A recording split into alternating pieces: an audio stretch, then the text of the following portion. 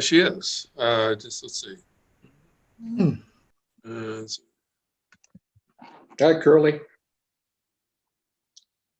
Chris, or not Chris, Brian can't come to the meeting tonight. He's working late. Yeah, he got called in. Okay, we are streaming live, so you can start the meeting, Steve, at 6. Okay, that's good. Okay, good evening, everybody. Welcome to Vermilion City Council public hearing, and then followed by a regular hearing. Public hearing tonight is resolution 2020 R-8, and it is a resolution approving the 2021 tax budget. So is there anybody who wishes to have, is Amy on?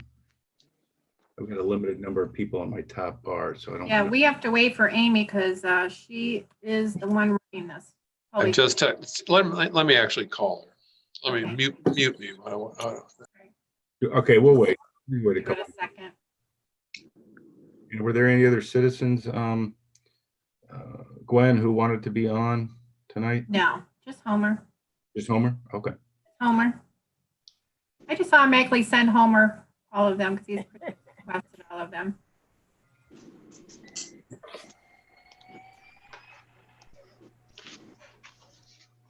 I wouldn't want y'all to feel lonely. Right. Oh, here comes Amy. Got her, Jim.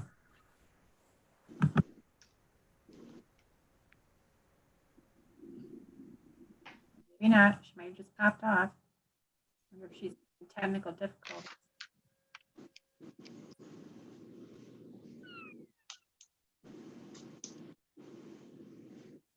Jim, tell her to try it again. She just bounced right back off.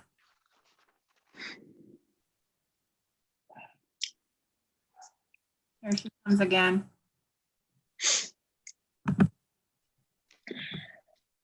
All right, it's joining. Okay. Evening. Oh, she's not up yet. Good evening, Amy. How are you? Gotta unmute herself. Unmuted now. I'm great. How are you? Fantastic. We are just starting with our public hearing, and I'll just go ahead and read it again. Resolution 2020 R-8 is a resolution approving the 2021 tax budget. So basically, if you would just kind of, I know you did address this, I think, at our last meeting, but if you could just let us know what's going on and see if there's any public comment. Sure. Each year, the County Budget Commission requires political subdivisions who collect real estate taxes through them to file a tax budget, and we file that almost a year in advance. So this would be starting January 1 of 2021. Actually, and you budget based on an estimate. You're estimating in this budget our carryover balances for each of the funds at the end of December of 2020, approximate estimates of revenue, and the concept of the budget for compliance purposes is that whatever we budget for 2021 cannot exceed that carryover balance plus our estimated revenues. And due to the timing of when the tax budget is developed so early in the year, really we're just starting to get into the second quarter of our actual year. These are very, very basic estimates, and I have really not incorporated a significant amount of impact from the current economic situation because there's just too much unknown at this point. We'll deal with that matter when we actually are doing our budget and for 2021 and as the year goes along. But this is filed for compliance purposes. It's not a spending authority for the city at this point, but does exhibit an asking budget for the taxes that the county auditor collects each year. Okay. Okay. Is there any public commentary? Would anybody like to speak about this matter? Okay. By public, I assume you mean other than council. Yes, that's That's correct. Yeah, I'll speak for a minute if I may. Go ahead. Homer Taft, 3972 Edgewater. I have not had a chance to see the actual budget. I'm sure it pulls in a number of different things, but probably principally income tax and real estate tax. I have mentioned to one or two people, but I'm thinking, and I've listened to Ms. Hendricks' prognostications about 2021 and the fact that income taxes are likely to be down, and that we don't know what's going to happen with real estate taxes, but they're probably not going to go up a lot. And we have some serious problems in the city, and I will, if permitted in the other meeting, be mentioning a small problem we're continuing to experience here in BOL. But there's overall problems in the city of water, sewer, both storm and sanitary, but particularly some sanitary issues, water lines, street repair, street rebuilding that we're seriously behind on. And we don't have the revenue to do anything about it. This may be one of the few times in your life, folks, so I'm glad you're all sitting down, that you're going to hear me say, raise my taxes. But I'm thinking, my recollection is council only has until about the 1st of August or so to determine whether to put any levy on the ballot this year, which would be effective in 2021 for receipt purposes, as I recall. And I'm thinking that you may need 1 to 4 mills of additional revenue. And I am thinking that real estate taxes are a better way to do it than raising the income tax. And in part, maybe because it might not be such a popular tax on residents. And folks that own commercial businesses, folks that own second homes and others also contribute to the real estate tax base. And that really relates a lot more to the infrastructure needs that we have. I do think, and that may be beyond the purview of this meeting, but I'll mention it here and then I won't have to repeat myself in a few minutes, that you might consider looking at the charter altogether and the charter millages altogether, and whether there should be as much stripped out for each special fund, or whether there ought to be more dedicated to the general fund where it can be moved around a little bit from year to year as the need, because 2021 may be a very unusual year in some ways. 2022 could be very different. But whatever you do, I would encourage you to look at the likely inadequacy of revenue in 2021 and the desperate need that we have to fix a lot of stuff and start fixing it. Thank you. Thank you. Thank you, Mr. Taft. Okay, well, with that, we're going to begin with our Vermilion City Council meeting. We'll begin with the Pledge of Allegiance, followed by a moment of reflection or silent prayer.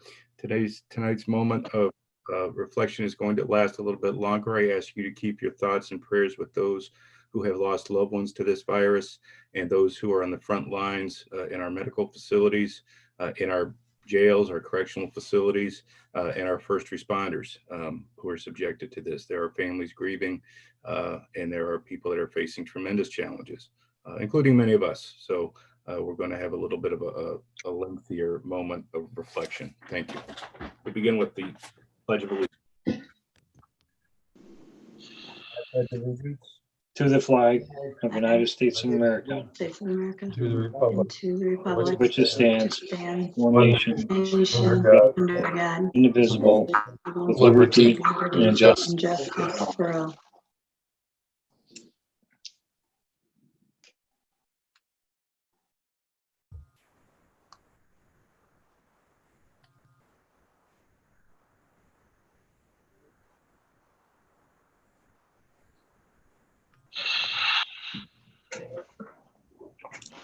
Thank you. Gwen, can you please call the roll? Hollivax, Present. Brady, Present. Luca, Here. Gahan, Here. Holmes is absent, Stark, Aaron, Here. Do we have a motion to approve the minutes of the May 4th, 2020 council meeting? So moved. Second. Gwen? Yes. Holmes. Oh, he's not here. Forget it. Gahan, Yes. Luca, Yes. Brady, Yes. Hollivax, Yes. Aaron. Yes. Motion carried. Do we have any, we do not have any correspondence, correct? No. Okay, thank you. We'll go to the President Council's report. There are 3 items I'd like to discuss. First is our scheduling. Right now, I just want everybody to know that I have a goal. The goal is in bold letters and italicized to come back to council on the 8th of June, 7:00 p.m. That would be a committee meeting day. We will at that point, if we do make it back to an in-person meeting, we will have follow the guidelines similarly to what we did in March. If you recall, we did have social distancing.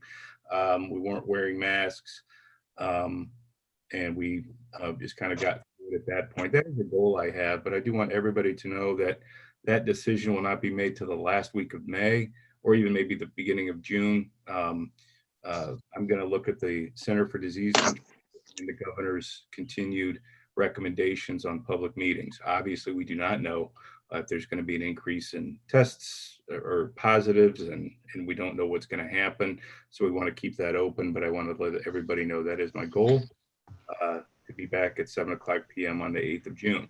A couple things on that. I would never want anybody in the public or any of our council members or members of the administration to come if they do not feel well or if they do not feel comfortable.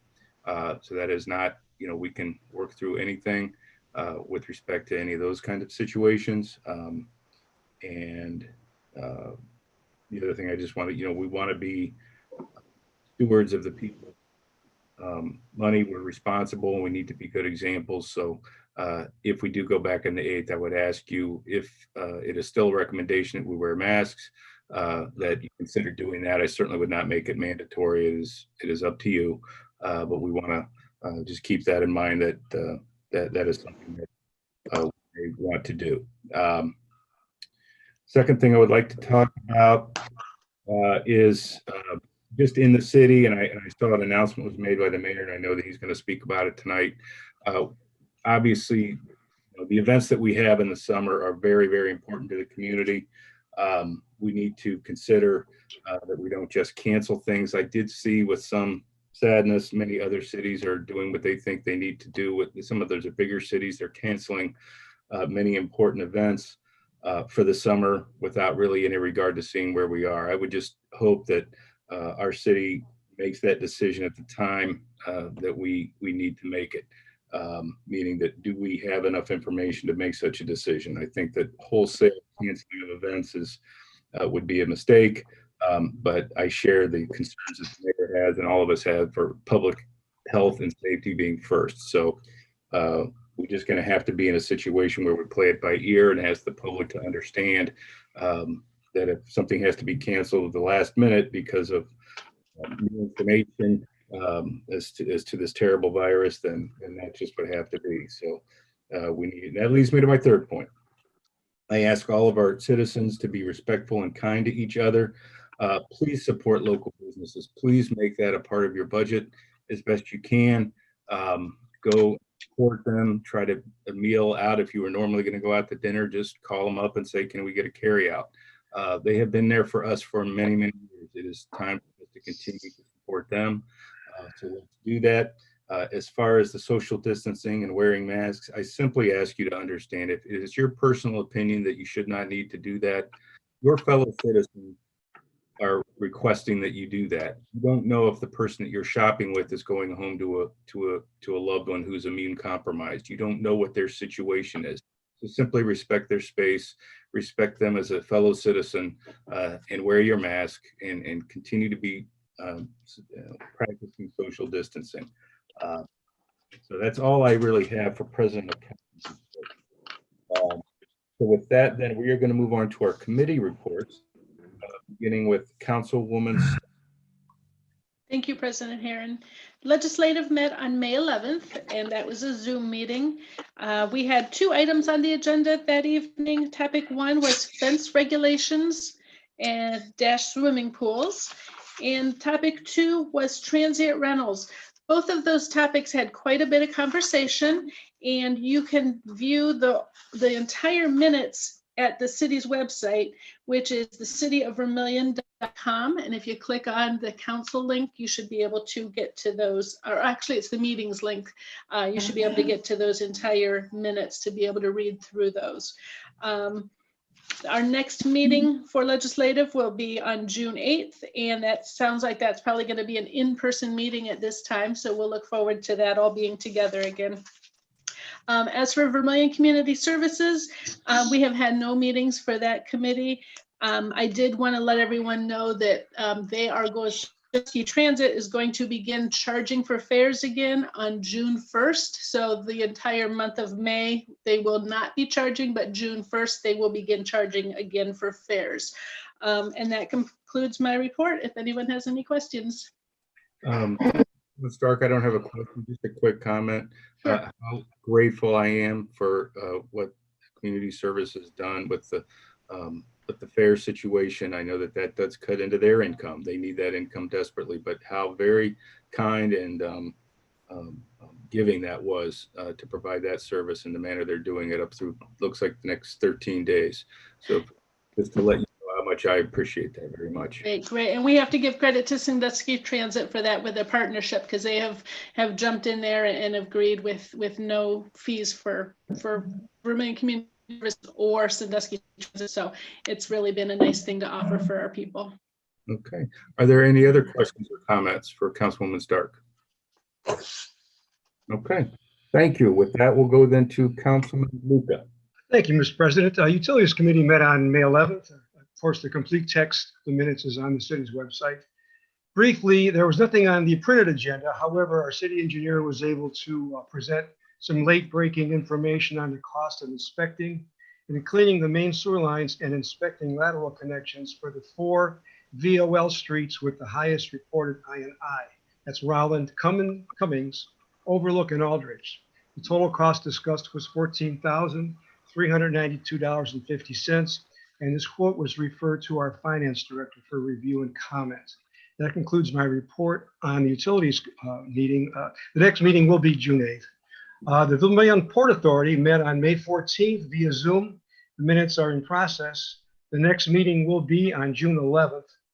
Also, the annual Duck Dash fundraiser is scheduled at this time for September 13th, which is the first Sunday after Labor Day weekend, tentatively scheduled to be held at the Quack of 4:30 p.m. This includes my report on Vermilion Port Authority meeting. Thank you. Any questions or comments for Councilman Luca tonight? I have to look at my bar on my screen up here to see if anybody, okay. Oh, sorry, I'll help you there. That's all right, thank you. Okay, we'll then go to Councilwoman Brady. Thank you, Council President. The Finance Committee met on May 11th.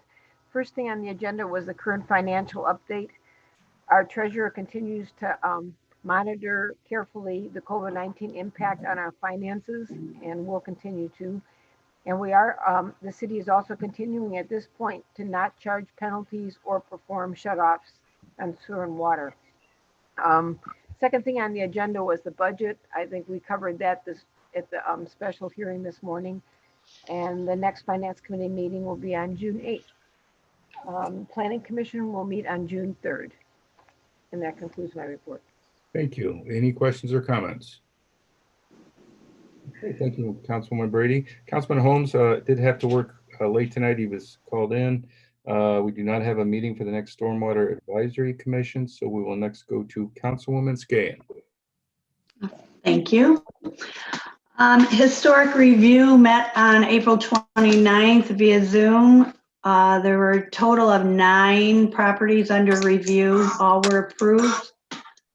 Details on those You can go to cityofvermilion.com. The next meeting will be Wednesday, June 3rd, time and location to be determined. That concludes my report for that. And the tree commission met on May 13th.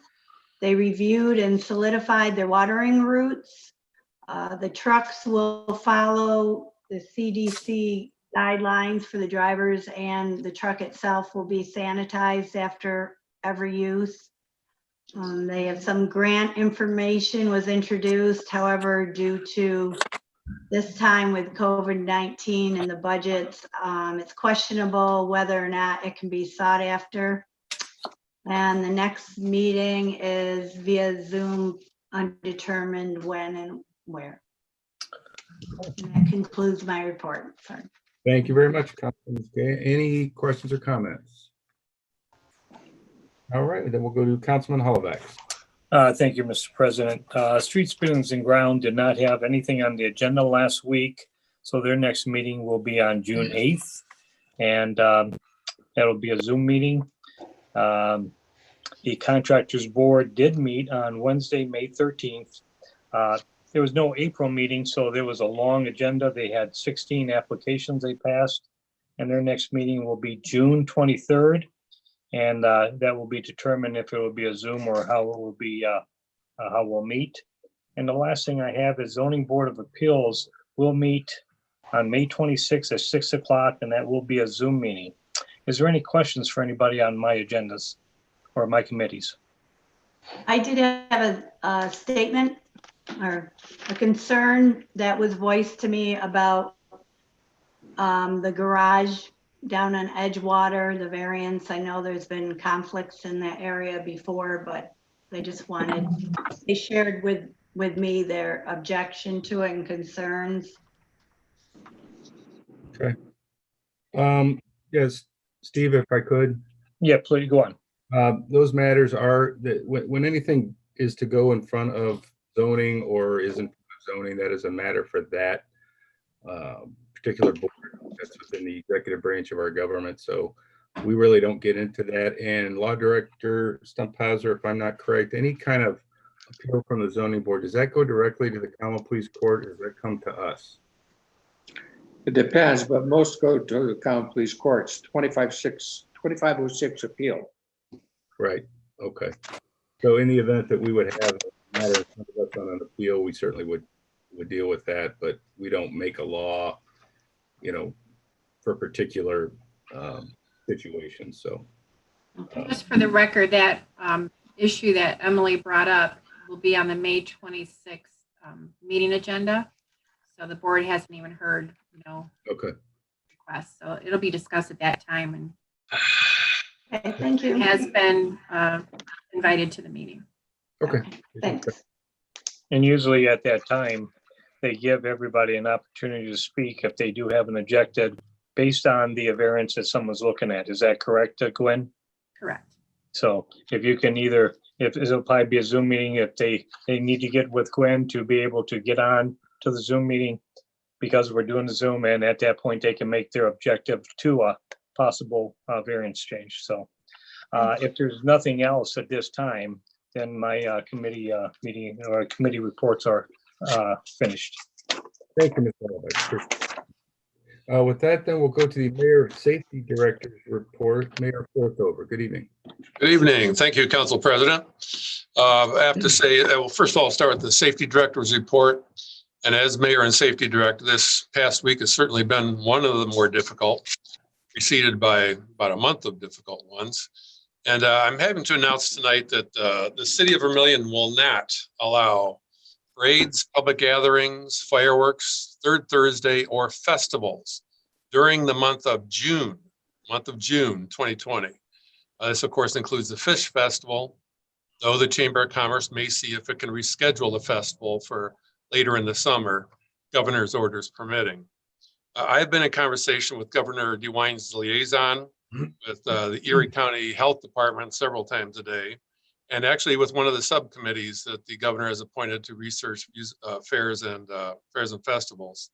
And the order stands from the governor: no parades, and no public gatherings of 10 or more. Now, I plan to review the governor's order on a monthly basis. My hope is that the governor's orders may be amended as we go on, and Vermilionites can still enjoy some summer activity later this season, safety permitting. The Valley View pool opening is being reviewed by the Parks and Recreation Department, and they will make a recommendation to me tomorrow, Tuesday the 19th. I will decide on that time as whether or not a safe pool activity persists for the opening of the Valley View pool. Also separately, I have a reminder from Chief Hartung that this is range week, and the chief has invited council members to stop by this week at the tactical range at 49300 Cooper Foster as VPD officers qualify and undergo training. Now, in the mayor's report, I have to offer my compliments to the service director, streets and water departments who were out Friday all through the night to Saturday dealing with the deluge. They did the best job possible dealing with its after effects. I was driving back from Cleveland and witnessed the same thing in every community between here and there. Roads were blocked, intersections were impassable. It was just a deluge that overwhelmed most municipalities' ability to cope with it through their normal sewer systems. On the subject of reopenings, the May 12th reopening of retail establishments in town was only partially observed by some merchants. Most retail establishments remain closed on the 15th and remain closed on the 15th. Several commented they were still establishing a protocol that allows for them to comply with the safe operations, that they'll reopen when the process is refined. City Hall will have its reopening on June 1st.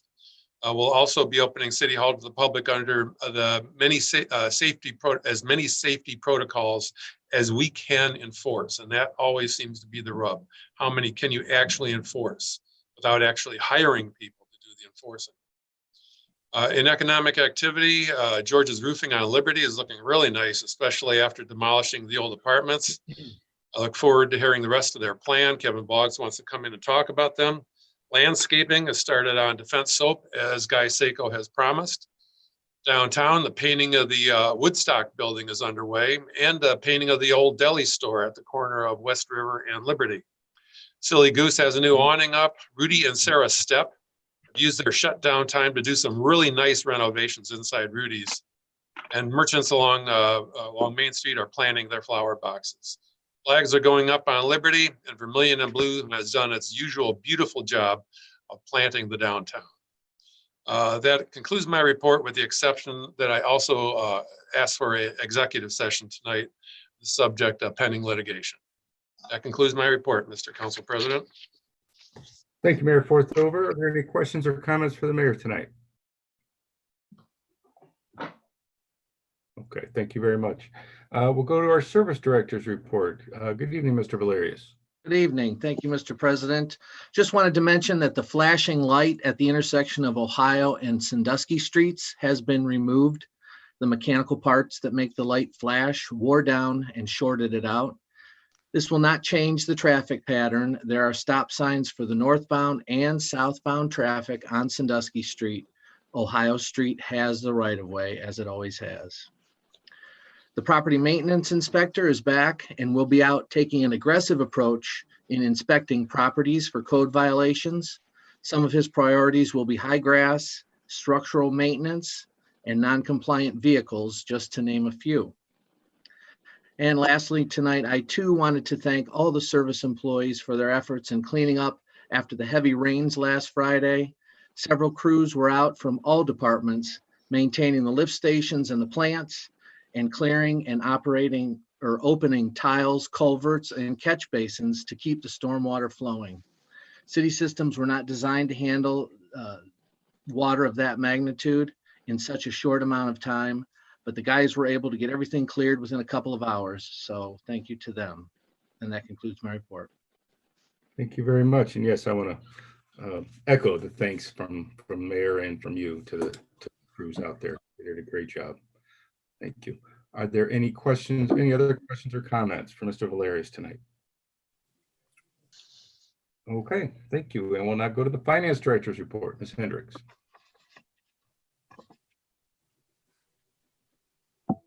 I always forget to get prepared and unmute myself with that. By the time I get that learned, we'll be back to the meeting. Just a couple of updates.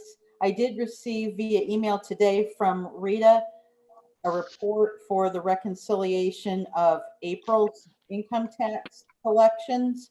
And just to see how complicated and crazy this all is, that our withholding taxes for the employers within the city of Vermilion was actually up by 8.64% during April. That equals $11,600.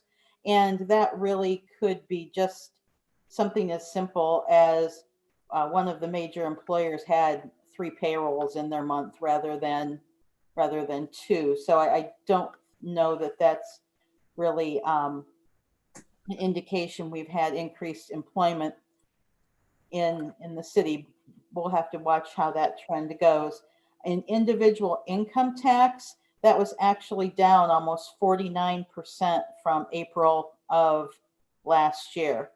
Now, I did call Rita after receiving this information just to talk a little bit about clarification, and they did confirm that that could be significantly related to the postponement of the income tax filing date. So many people who would normally have filed their 2019 taxes, paid the 2020 estimates so far for the year, would have, if they had all paid in the appropriate time frame historically, that number may have been much smaller. But again, we'll continue to watch those trends. And as a result of the committee meeting for utilities, it was mentioned that a review of funding for the pricing for the testing of the laterals on the 4 streets, and that was just under $15,000. And I've spoken to the service director as well as Mayor Forthover in the past week, and we do have money definitely to do that testing. The only qualification I would give is, depending on what the outcome of some of that testing would be in talking to them, those could be costly projects that may not all be able to be completed immediately given the level of funding at this point in time, but would give us the ability to put priorities on them. And that would conclude my report. Okay, thank you. Are there any questions or comments for Ms. Hendricks tonight? Okay, hearing and seeing none. Mr. Howard, good evening for the city engineers report. Thank you, Council President.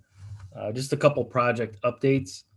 The Haber Road Bridge Replacement Project is currently on hold till June 1st, per the Erie County Engineer's Office. The Sanford Street Water Main Replacement Project is tentatively scheduled to start the first week of June. And that concludes my report. Okay, thank you. Any questions or comments? All right, thank you. We'll go to our law director's report. Mr. Stumphauser. You're on mute. Let me unmute him. Hold on. Okay, Ken, go ahead. During the executive session following this meeting, I will supplement the mayor's comments that relate to pending litigation and possible litigation. So my comments will be incorporated at that point. Other than that, I have no report.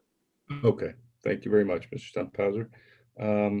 Any questions or comments? There's no report, but does anybody have any questions or comments? Okay, thank you. We'll go then. We do not have response to the audience tonight.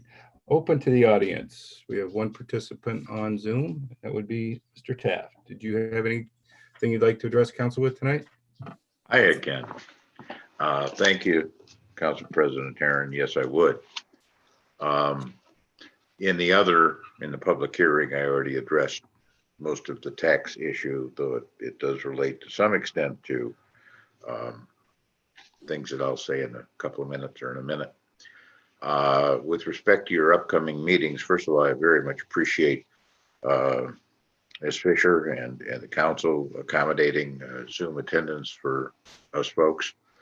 And as you move toward regular meetings, when you're dealing with some of us really old people, and you already have council people and directors in the room, I'm hoping you might continue some Zoom attendance for those of us mostly listening in.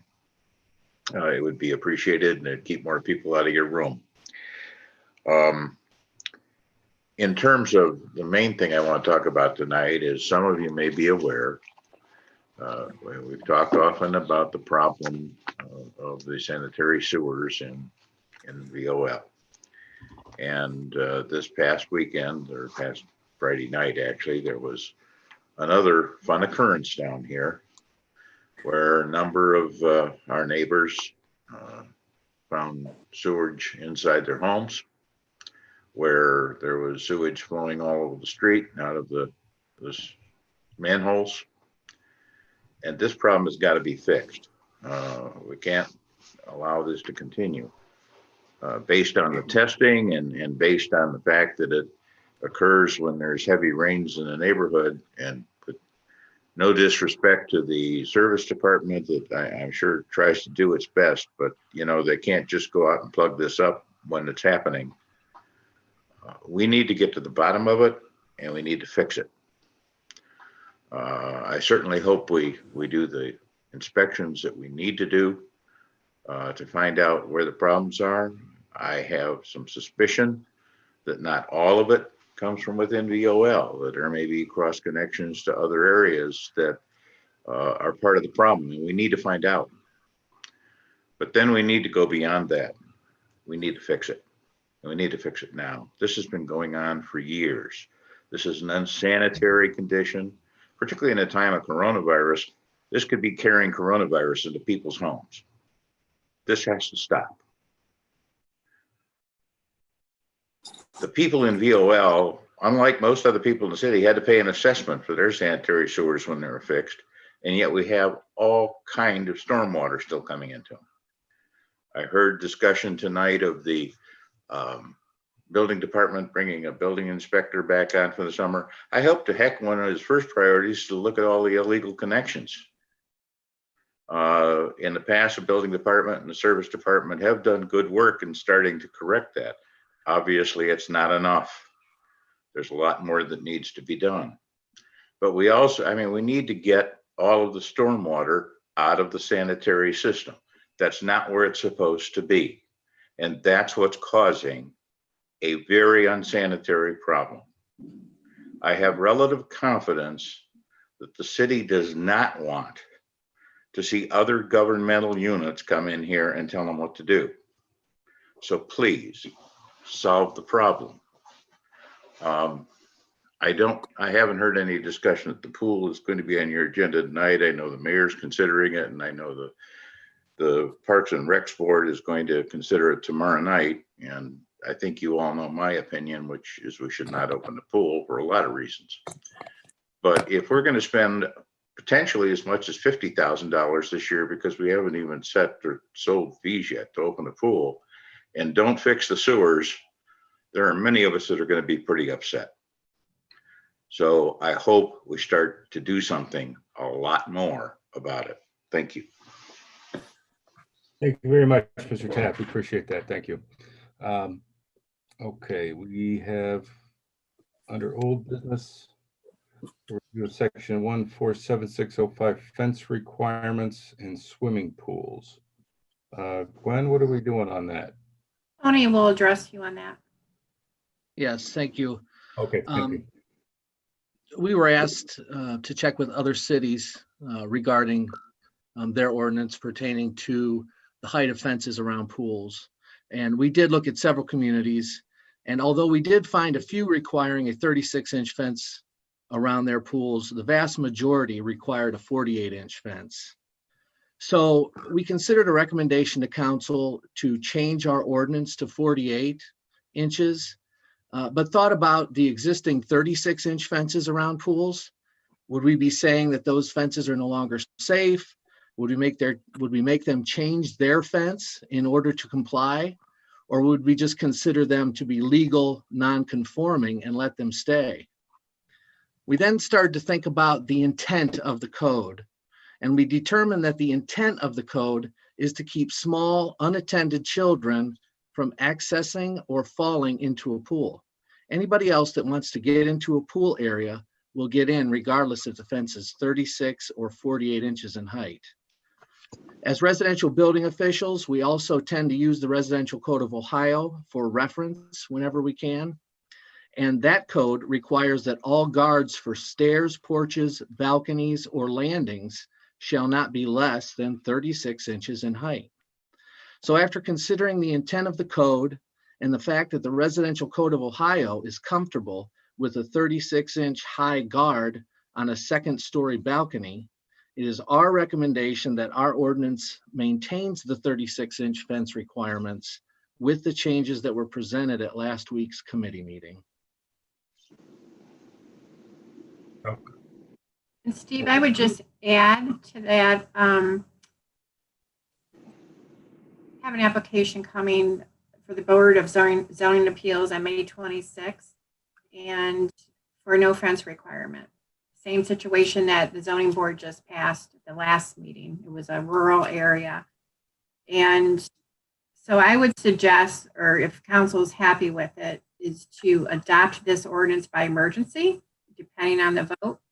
That way we can, not have to worry about all of these coming forth since it's pool season. Kind of address it now. Okay. So we do have that on for first reading tonight, so we'll address it at that point, depending on the motions and so forth. So kind of think in the back of your mind. We're going to go next to new business, and I'm going to make a motion that we go into executive session after this meeting, after our council meeting. And the reason is pending litigation, possible pending litigation. So moved. Second. Gwen? Steve Heron made the motion, so Steve Halivax, I'm going to take you as the second. Okay. All right, Halivax, Yes. Brady, Yes. Luca, Yes. Gahan, Yes. Stark, Yes. Heron. Yes. Motion carried. Okay, we'll go to the reading of the ordinance. Mr. Stumphauser? Thank you. By the way, you've been coming in and out, so can you hear me now? Yeah, I can hear you. Am I Yes. coming? Okay. First reading of ordinance number 2020-19. An ordinance to amend section 1476.05 entitled, quote, fence requirements, end quotes, of chapter 1476, entitled swimming pools of the codified ordinances of the city of Vermilion and declaring an emergency. Okay, do we have a motion to suspend the rules with respect to ordinance 2020-19? So moved. Second. Gwen? Stark, Yes. Gahan, Yes. Luca, Yes. Brady, Yes. Halivax, Yes. Holmes, or Heron, sorry. Yes. Motion carried. Okay, do we have a motion to adopt ordinance 2020-19 and declaring an emergency? So moved. Second. Okay, what I would like to say is I appreciate where you're coming from, Mr. Valeris, but I just kind of want to get it straight in my mind. You're looking at it, or your recommendation is it keeping it at 36? We have a sitting ordinance that commands 36 inches, correct? That is correct. Okay, so really are you trying to change it to make all of them now 36, or you want to grandfather the ones that aren't in?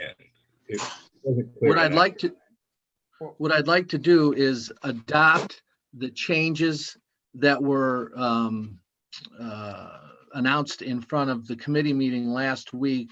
I think everybody got a copy of those changes, which basically states that any pool, the changes were any pool with a sidewall height of 3 feet or more above grade shall not require a fence, so long as any ladder or access to the pool is affixed with a locking gate. And also, all fences shall be constructed of a solid, rigid material and secured in a safe manner. So that's basically stating that any above ground pools that are higher than 36 inches won't require a fence because it's, it's redundant. Okay, as I understand, that is consistent with the state code, basically. Well, there's really I don't know what the state code is for pools, but when I don't know referred to the, either, but I know that there's some recommendations that they have, and I think that is a 3-foot wall or fence. I'm gonna use both. I'll just say structure. But I don't recall the locking mechanism. But okay, I understand what you're saying now. So yeah, okay, thank you. I appreciate it. I was not at the committees last week. That's not an excuse. I should have. that's true. Yes, I forgot. I did have a look at that. So okay, are there any other questions or comments? I think we need to talk about, because this is going to impact many of our property owners. I think to some extent. Barb has a comment. I think in our original code, it did say that the gate to the fence had to be kept locked when the pool is not in use. I would like to have that added to if we don't have a fence, that those stairs to that pool have to be locked when the pool is not being used. It's in there, Barb. It's in the ordinance. Pardon me? It's in there. It says any gate or opening in such fence shall be kept closed and locked when the pool is not in use. That's for the fence, isn't it? Is that also included in the steps? I didn't think when we added that we didn't have to have a fence if there was a 36-inch height above grade on the pool itself. I'd like to make sure that entrance to the pool was also locked when the pool is not in use. So in other words, yes, I see what you're talking about, Yeah. Barb. In the section that we changed where it says access to the pool is affixed with a locking gate, so then we should add when the pool is not in use. Right, if that would be all right. It's another safety issue. And I guess my only other question is the law director comfortable with leaving the 36-inch height? On the recommendation of the service director, yeah. Okay. I added that section to the ordinance. We'll just need to make a motion to amend it again. Okay, well, let's just kind of go, any further discussion on the main body of what the dog, I'm sorry. Apparently. I'm going to put myself on mute and go ahead and talk if you have any. Okay, there you go. Frank, did you have to say anything? Yeah, I agree with Mr. Valerius's analysis, basically the height of 3 feet. And it meets the state statute. And as Mr. Holloway mentioned at another time, it's a deterrent. You could have a 6 or 7 foot fence. If somebody, teenager, want to climb over a fence and go to the pool, they're going to do it. This is mainly for small children as a safety measure. So I support this ordinance. Is there any further discussion? Steve Holloway? Yeah, I want to thank Tony for looking into that and getting that information for us. I also agree, Tony, thank you. It's a deterrence, like Frank said. If someone wants to get in the pool, they're going to get in the pool. The young children, that's what we're trying to, the safety for them. So thanks again, Tony. Yep. Any further comments? Okay. Now, anybody have I appreciate Barb's. So is there any further on what Barb had wanted to do? All right, so I'm going to make a motion to amend this motion that's on the floor to include the change that Councilwoman Brady wanted to put. Second. Okay. So now, Gwen, we have in front of the floor that the Amendment as adopt as amended. Is what we need. adopt as amended. Okay, That's how, and I'll call the roll as that. thank you.